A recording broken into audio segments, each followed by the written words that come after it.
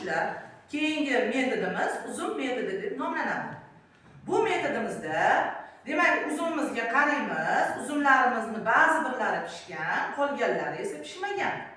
Agar biz savollarga to'g'ri javob bersak, uzumimiz chiroyli bo'lib pishadi.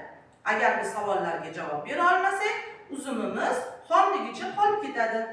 Demak, men berayotgan savollar hammasi sifat so'z turkumiga oid so'zlar bo'ladi.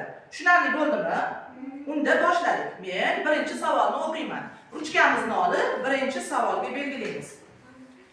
Shaxs va narsaning belgisini bildirgan so'zlar qaysi so'z turkumiga oid?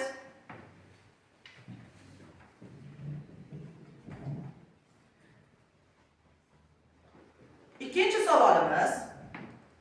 Sifatlar ma'no jihatdan necha turga bo'linadi? Demak, bu ikkinchi doiraning ichiga yozamiz.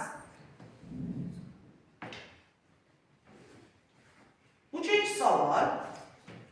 Yaxshi do'st marvarid kabi gapida nechta sifat qatnashgan? Savolni qaytaraman. Yaxshi do'st marvarid kabi bu gapda nechta sifat qatnashgan? Diqqat bilan bajaramiz.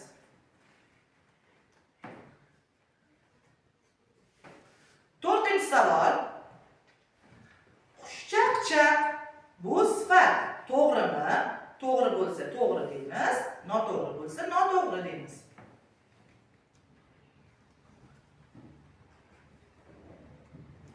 Beshinchi savol. Gapda ikki yoki undan ortiq sifatlar qatnashadi. Bu fikr to'g'rimi? Demak, ishimizni bajarib bo'ldik. Ana endi hammamiz bajargan ishimizga, uzumlarimizga qaraymiz. Kimlardadir demak, sariq rangda belgilaganlarimiz bo'lsa, demak bu xatoni bildirardi. Demak, Musliman nechta to'g'ri javob yozibdi? 10 tadan 9 tasiga to'g'ri javob yozibdi. Ana shunday qilib hamma o'z balini o'zi baholab yozadi. Demak, siz to'g'ri javoblaringizni varaqning tagiga yozib qo'yasiz.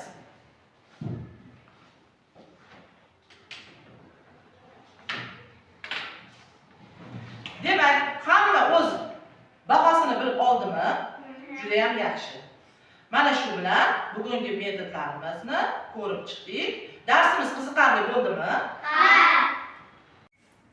Darsimizni yakunida har birimiz keling bir-birimizga tilaklarni bildiramiz.